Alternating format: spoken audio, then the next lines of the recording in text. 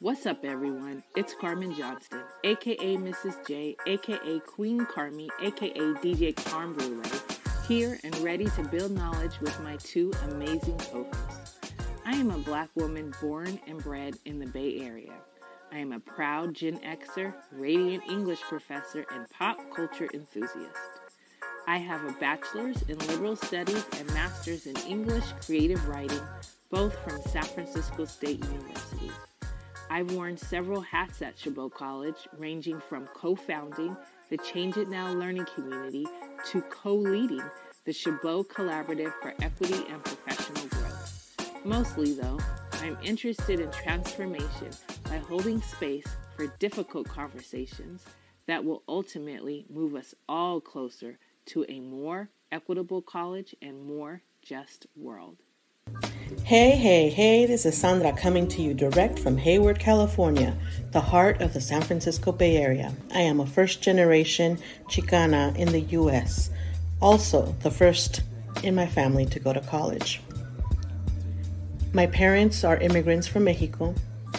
I have been a California community college counselor for the past 20 years. I provide academic, career, and personal counseling in one-on-one sessions, as well as in college success courses. In these Brown Bag podcasts, my intention is to share my experiences working with my community and my college students. You will meet some of my mentors and awesome colleagues who have motivated me to continue doing the work that I do. Hello, my name is Monique Williams. I am currently an English instructor at Chabot College. I work with the Emoja program. I am the tri-chair of the Student Access, Success, and Equity Committee, and I am a member of the CCEPG. And I am a proud Chabot College graduate. But I never left Chabot. It's my home, and I have been a part of the institution in many different ways. I've been a student, an administrator, and now I'm a teacher. I have had the privilege of seeing the college through 3 different lenses. I joined the Brown Bag podcast because of the 2 women I get to be in conversation with, Sandra and Carmen. These women, with a lot of care, teach me more about how to best serve the Chabot College community. I hope listening to this podcast will give you the same opportunity for growth that each conversation with these women gives to me. I mean, to me, it's so much as just like pick something that you can do well in and stick to it, just finish, like that's kind of the first step. Like, yeah, because so many jobs, it doesn't even really matter what your degree is in, it's like you just really need to have it, so just kind of stick to it, finish it, and then go from there, especially if you don't know what to do, if you're not sure what you want. I mean, some people come in and they're very clear that they want to be a doctor or work, in probation or whatever, but for people that aren't, just pick something that you're good at, get good grades in it and finish, you'll figure it out. I was working with a student this morning who was like, a little while ago, she was like, I want to be a psychology major, but my parents and I were thinking about like what it would take for me to be at UC Berkeley. And I was like, okay, well, let's see, that Berkeley's psychology program is very science-based, right? And you're going to be in a lab, like looking at like what stimulates the brain and the mind and brain matter, looking at rats, stimulating rats to go through the maze, right? And so she was like, oh, and I was like, well, what were you thinking of doing with psychology? She's like, industrial and organizational like psychology. And I was like, okay, well, what does that mean to you? And she's like, well, I think I want to work in a company to boost morale and to help the employees, almost in human resources. And so I was like, oh, okay. So I pulled up assist.org and I showed her like you need calculus and physiology and biology to get to UC Berkeley's psychology program. I said, but if you're planning on getting a master's degree in like human resources or like business, or you could go ahead and major in sociology or make up your own major at UC Berkeley. She's like, no, I want to stick with psychology. Okay. So it just so happens that East Bay and San Jose State have industrial and organizational psychology. So it's like, okay. But you're foregoing like your dream of going to Berkeley right now. And she has the GPA. She's like a 3.9 GPA student, not willing to change her major to go on ahead. And the labels carry status, right? Like, it's like, you know, I'm a psychology major and therefore in line in some way, in some vision, to be some sort of doctor or something like that. And that's important in our world, right? Whereas, like, I mean, even what you're talking about could really be like, I know that they have leadership like classes and majors, right? And if you think about like what she's talking about doing, it almost sounds like a leadership course or role or something like that. But nobody majors in leadership, and you think like, what job is that? We're not we don't applaud leadership. Right? You know? Right. So it's like, no, I'm not going to major in that, you know? And so, yeah, it's so much is attached to like the levels of status that we've prescribed to certain titles, right? To certain labels, right? Even just like, I mean, I'm constantly at Chabot. People are like, when are you going to get a PhD? And I'm like, I don't know if I want, like, for one, I'm in debt already. Like, I already can't pay my student for the $150 extra a month. Your PhD. I know. And it's also like when you're parenting and you're already working, it's like, why would I want to go back? I mean, a lot of it too is, you know, I talked to somebody that had a PhD and she was like, why would you go back? You already have the job that people go to school to get the PhD for. And I was like, well, that's true, right? And so I'm not going to do it. You know, like it's just more, sometimes I'm just like, I would just love the book list for the PhD and then I could just read it on my own. I don't want to like have to, you know, turn in assignments and do all of that, you know? Yeah. Exactly. I think for 2 weeks after my sabbatical was over, like last month, 2 weeks ago and last month, I was like, oh my gosh, I could totally do a EDD program. Like I can totally get my doctorate. And I was just like, I got 10 years left of work. First of all. Second of all, I don't want to go into upper management. Like I could see myself maybe in 5 years going into a deanship, but I don't see myself going to be a VP or a president or anything like that. So I'm like, yeah, it just doesn't. And by the time I'd be done with it, like I'd have like 4 years left of work. And so it just. Yeah, exactly. And also like what I would like to do is like challenge whether you actually need a PhD for those roles.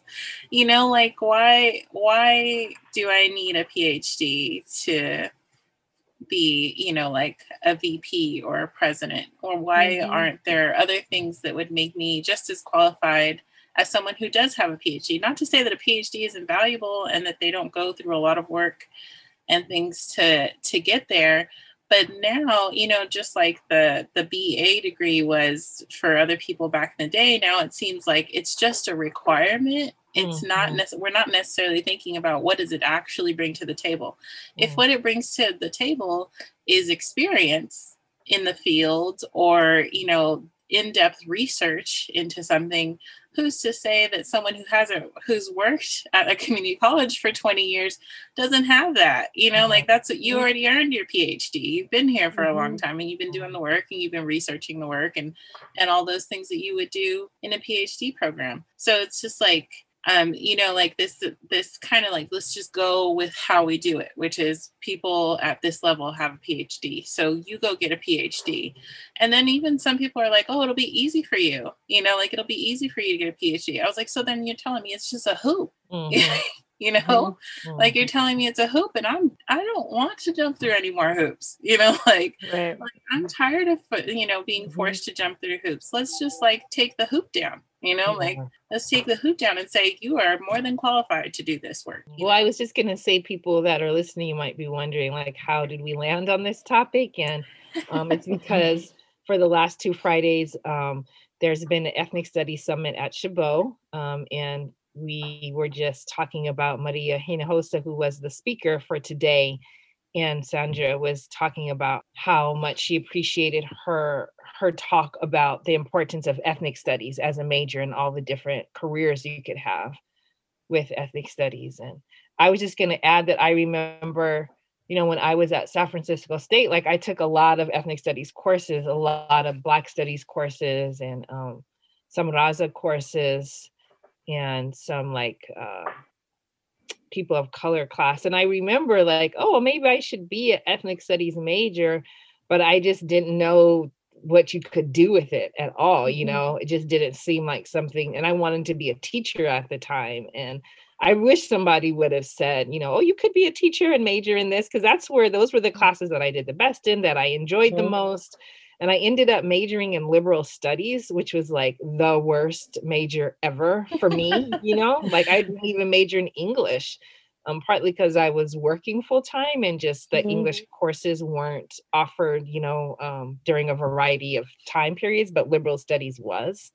But so I ended up with like a liberal studies major with like a concentration in ethnic studies, because I had taken so many ethnic studies courses. But I wish somebody would have just said, you should major in ethnic studies. Like, you could still be a teacher and have the ethnic studies major. But, I think probably similar to you, Sandra, like I didn't have anyone, my parents didn't understand college. I didn't really even know how to talk to anybody about that kind of stuff at San Francisco State. Like, I don't think there was an Emoja program or just anything like that you could fall into to be tracked and supported. So I just had to figure out, on my own, what was going to work for me and in my like kind of pertinent needs. So we're really lucky that we have ethnic studies at the community college level so that students can learn more about like what you can do in the major, because it's totally something I wish somebody would have talked to me about. Absolutely. I think that's true for a lot of our majors, like not just ethnic studies, but like, I mean, so many of us don't, and so many of our students don't have like the same support system. Like I went to Mills, right? And most of those students have like people at home that had started to like, that had made a career out of all kinds of different majors, had gone to college for generations and generations. And so they kind of knew, and they were very kind of calm about the choices that they made because they knew it would lead to something, right? And all of my choices were almost like desperate and scary. Yeah, exactly. Like, am I going to turn this into something? Am I going to get a job? Am I going to be okay? Like, yeah, exactly. Yeah. Right. Totally. So there's two things that I think that Chabot definitely has, is that the teachers of color, that I think if students are interested in getting support and feeling supported, we have SIN, we have Emoja, we have Puente, we have our ethnic studies classes. And there's been semesters where I think I've had our SIN and Puente students all have teachers, and I think Emoja too, they all have teachers of color, right? And so when I ask the students, when was the first time, or, has that ever happened to you in your educational career? Like, and they're like, I don't think I've ever even had a Black teacher, or I don't think I've ever even had a Latino teacher, especially not two in the same year, right? And so for them to have teachers of color in their experience, I think is really cool. I'm really super proud that we can say that students, if they are intentional, that they can have that while they're here at Chabot. And I think even white teachers who are conscious. We have a lot of white teachers who are conscious of our students and our community and what their needs are, and meet the students where they're at and what they need, which is a labor of love as well. In class, like I often have, like we have conversations at the beginning, like about what a lot of what you guys are talking about that, like really like my whole first unit is talking about how college needs to be an experience rather than like you seeking me to fill you with something, right? That we're going to fill up each other, right? We're just going to fill with each other with a bunch of stuff, because really what I remember most about college is not necessarily like sitting in class and hearing something from a professor, especially if I didn't have a relationship with that professor. What I remember is like engaging with people about the work, you know, like, and having discussions about the work, whether it be like I had a whole class on Chaucer and I hated that class, but like talking about how much I hated that class with other students, I can tell you about Chaucer, right? Right? Like I learned that, I internalized it, you know, like and this is what, like, once you learn how to do that, it really doesn't matter what subject you're in anymore. You know, like once you learn that, you can transfer that skill to like anything that you're doing. And it's about relationships. It's about, you know, like leaning on each other. It's about, you know, like kind of figuring out how to be vulnerable, you know, like in spaces where you're expected not to be, where you're expected to know things or be super smart. So it's about all of those things. And like, so like at the beginning of the semester, I always talk about too, like, what's your process? Like I procrastinate because it gives me like, what my brain needs time to kind of like think about things for a really long time. And then I let it all out. If I don't do it that way, then I'll sit there and it won't come out. It'll come out in little bits and pieces and I'll confuse myself. But I've learned that's my process, right? And so I tell them, like, watch your process. If you procrastinate, let's give it another name. You know, let's give it a you think on things name, right? So that you're not ashamed of it. You're not angry at it anymore. You're not like dissing yourself for it. And you're not going to use it as an excuse anymore because it's your process, right? So it's the thing that's going to get you there. It's not the thing that's going to stop you from doing well, right? So I procrastinate, and I procrastinate because that's how I do my best work. And this is my process getting to that point. And so by the time that thing's due, it's going to be the best thing it can be because I've processed, I know my process, right? And so like, I don't know, there's so much shame involved in education around like how we do things that it really stops students from owning their shit. You know, like from just like owning it and being really vulnerable with the teacher and saying, hey, you know, this is how I do it, you know? Like I have a student that emailed me yesterday and was like, if you don't tell me that I that I need to read these 20 pages by this time, I'm gonna like try to read them all the night before. And I'm like, well, why do you do that? And like, because I don't have very much time, blah, blah, blah.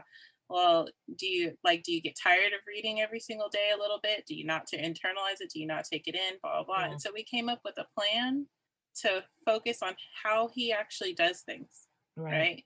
Not like a shame on you, you know, like, but this is how you've been doing it all your life and it's kind of worked out for you. How can we make it work better, you know?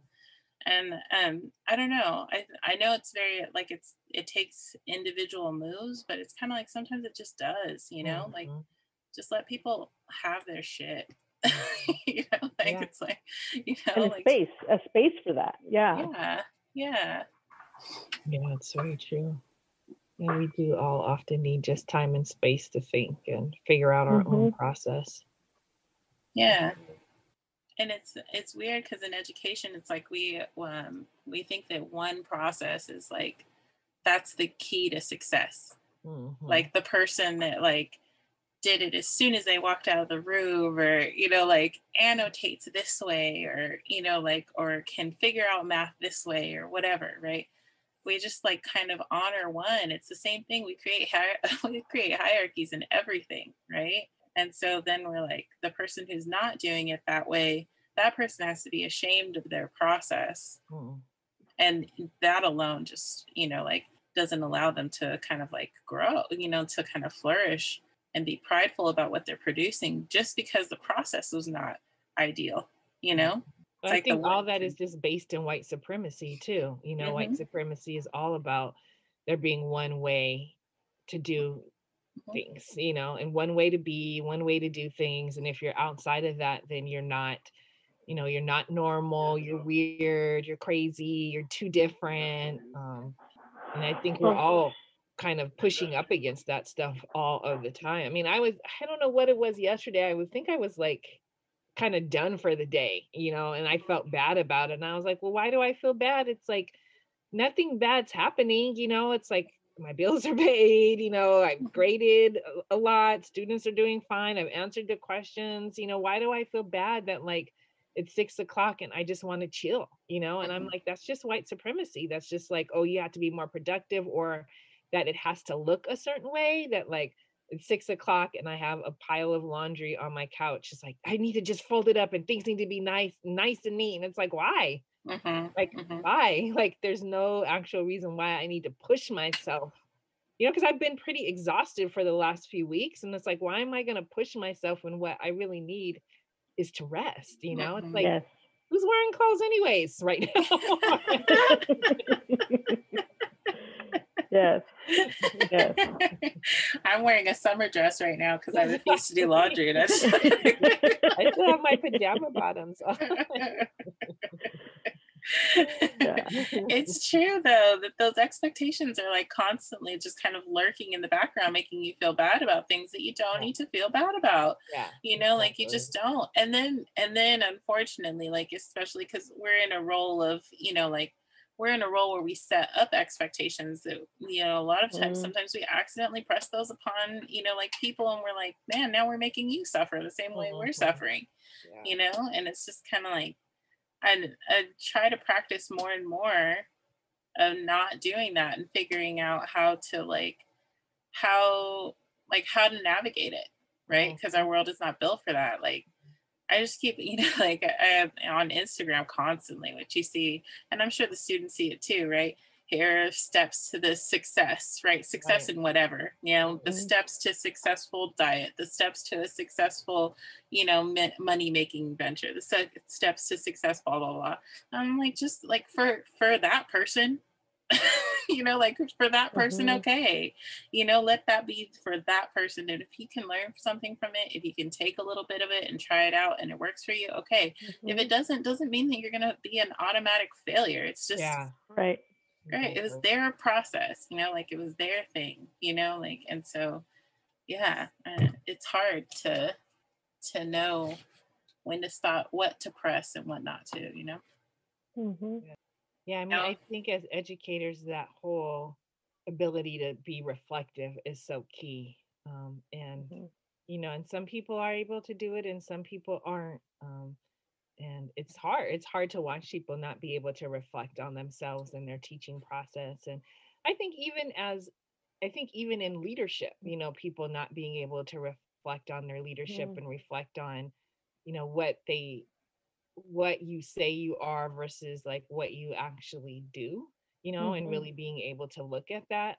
And I think that that's kind of the places where we fall short, is where we're not really pushing ourselves to be who we say we are, or at least looking at that. And it's like, oh, okay, I said I was this, I'm actually not doing that. And sometimes people can't really tell that they're not doing the thing that they said that they were about, I don't know. I think there's a lot of, I don't want to say hypocrisy, but just there's some type of challenge there, right? For all of us in a lot of different ways. Like, I feel like stuff around solidarity, is something that I constantly have to look at within myself. Like, okay, like I said, I'm down for this, and like, but I haven't showed up here. So what's up with that? And like, how am I going to show up here more? And, and some of it is even like, I feel like we can also have solidarity in the places we're comfortable. Like we might have solidarity with our students.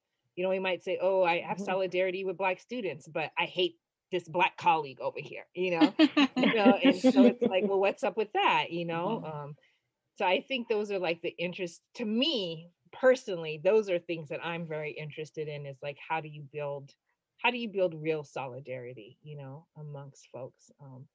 What is the work that needs to be done so that there is a real solidarity there? And I think that it's hard work and messy work, and I don't think people often want to engage in it more than words. But I find it very interesting.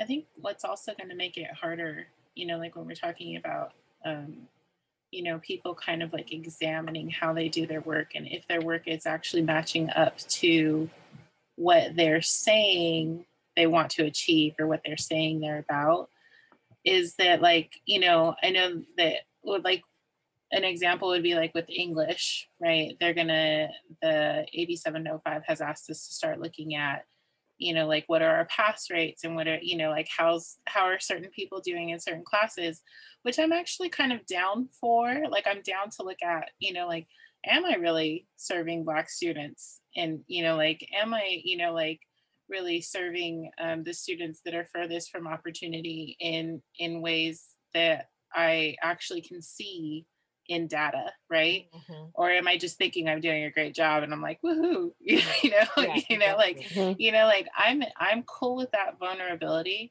But I think that when you start threatening that having vulnerability will lead to consequences, like career consequences for people, so that it's not a learning opportunity anymore. It's actually a thing that's going to cost the college money, or it's going to, like cost you a job or something like that. That you actually, like, you stifle people's, willingness to kind of embark on those investigations, right? Because it's like now there's a consequence attached to it. And so, I mean, all you're going to have, which is unfortunate, is you're going to have people really kind of like falsifying those numbers in some way, whether it's like, passing more people in their room because they know that somebody's going to look at whether or not they pass this many people, like you just kind of open the door for that kind of dishonesty, rather than what I think they want is for us to have an open and honest conversation about how we could do better. Right. And I'm not sure that people recognize that, like in the big, like when they're designing these things, like I'm not sure that that's recognized. And so, yeah, I think that's going to stop us. Yeah. I wrote down right now too, like, is there anything that we need to compromise? Like what do we compromise when we're trying to build solidarity amongst our colleagues? Or what do we compromise when we're looking at data, or we know that we're teaching to the test type of thing? And I think that's a deep question that we each have to look at. And I was in a situation where I was going to where I did a SASE presentation yesterday, and I took out at the last minute, I took out a slide that showed when, the difference in Puente students completing the transfer level English in their first year compared to other special programs. And so the slide included EOPS, Emoja, foster youth, and foster youth. I think it was the 4 different categories in Puente students. And this was data that was collected by the UC system. But because I was presenting with my special programs colleagues, I was really super proud of the work that Puente was doing, but at what cost? Like it would be also highlighting like the numbers of these other programs, and it was like, oh, do I do it? Or how do I do it where like I don't blast them or put shade on them, and so at the end I was like, no, I don't feel comfortable doing it there, especially like I know Dr. Wilson would be like, don't be putting our dirty laundry up there. And it's not that it's dirty laundry, it's just that these are the numbers that were pulled up, but it's like at the end is like, okay, I want to, I am in solidarity with my special programs peeps.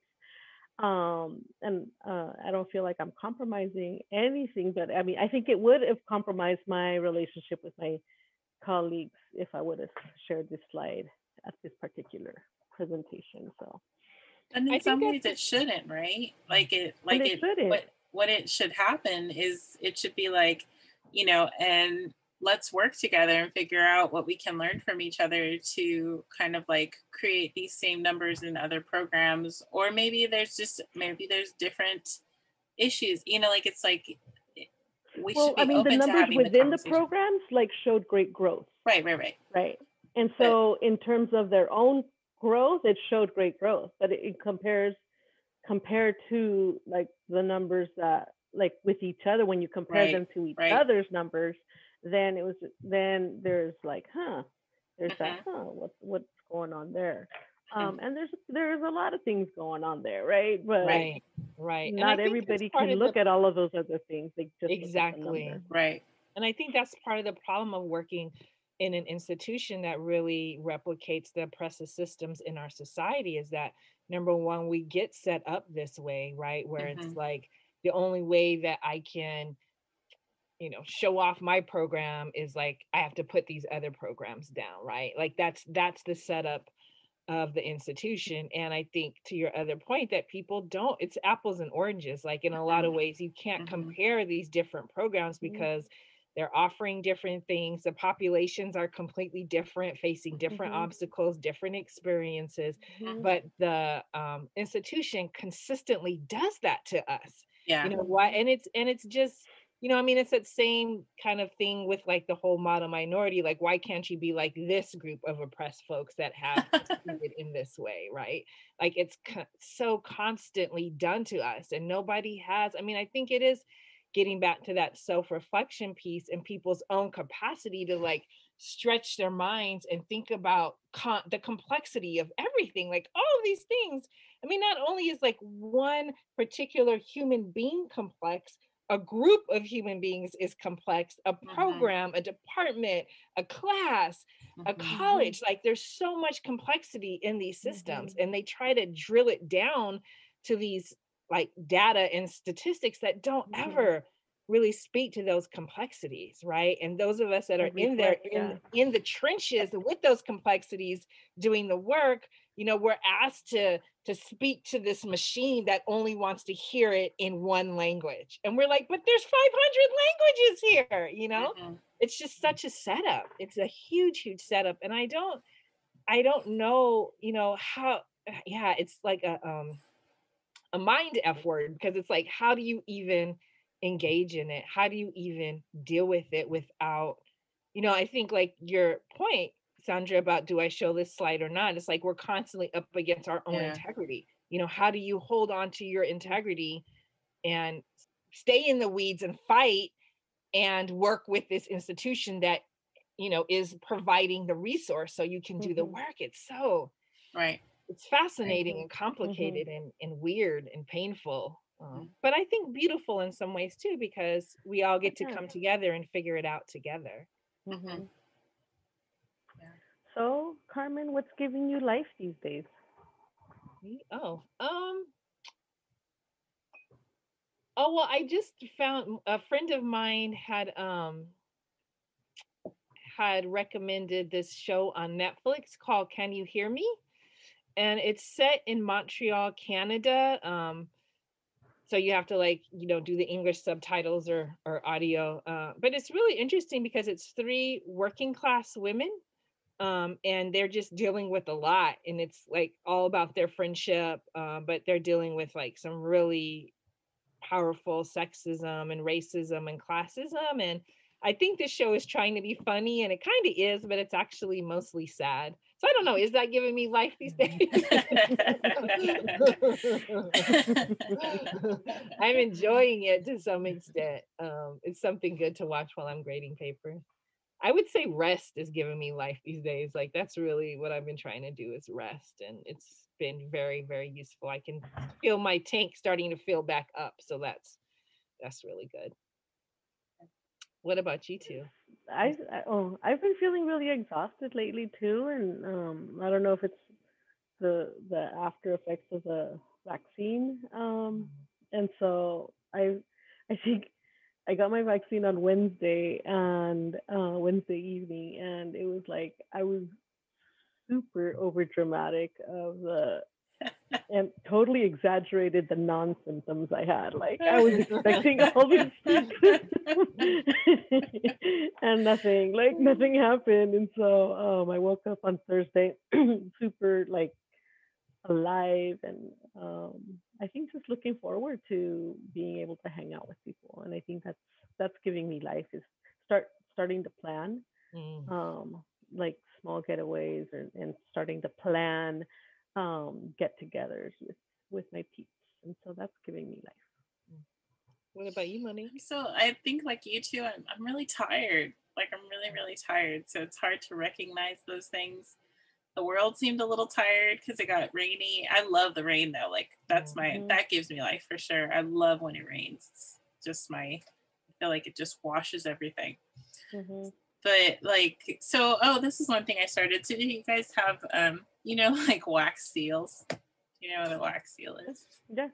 Like the little, like you seal a letter with a wax. Yeah. Like the old timey thing. Game of Thrones or something. Totally. The letter to the king. Totally. So I don't know why, but I think it like came up on like some shopping cart or something. And I was like, oh my God, I want to do that. Like I would be so satisfied by that. And so now what it's forcing me to do is write letters to people. Nice. And so I'm like writing letters to people just so I can make a wax. That's so cool. I love it. But it's been really cool because it ends up like I end up writing about, like silly things or, my family or something like that. Mm-hmm. And so, yeah, I'm kind of like more excited because I just recently sent some letters out and I'm like excited about people getting my wax seal. You're like, forget what's in the letter. Did you see my seal? Yeah. See the seal. So yeah, to close our brown bag podcast, do you guys want to share an intention and a wish for the week? Yes. I wish for everybody to brighten up bring up their happy index.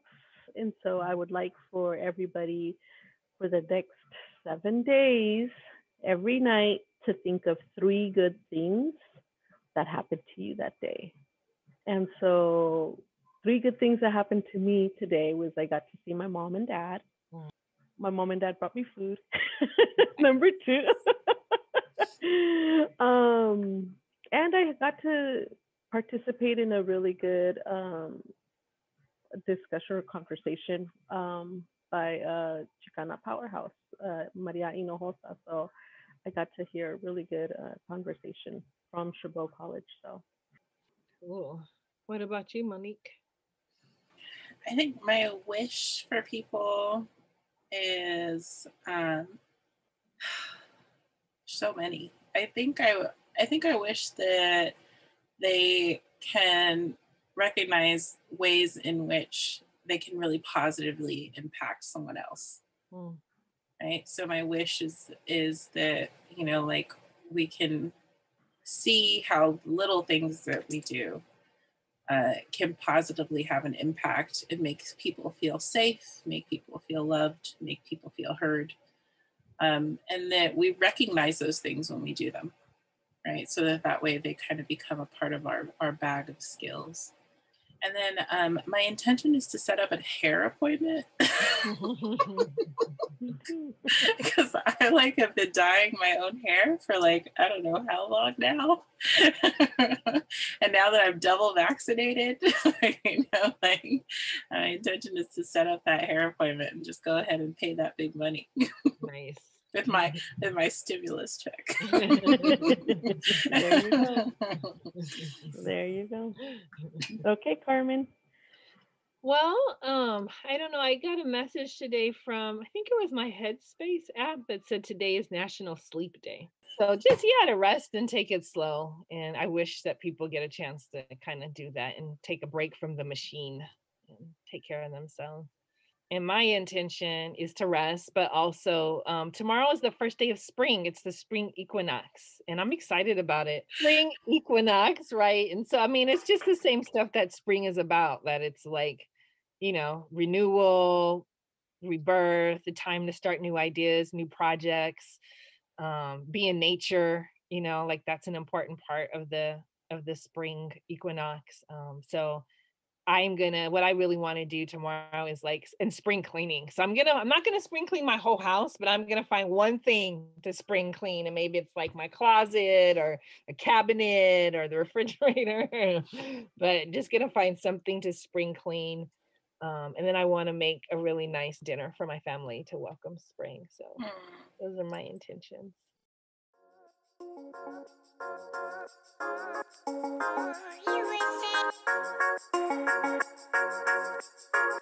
You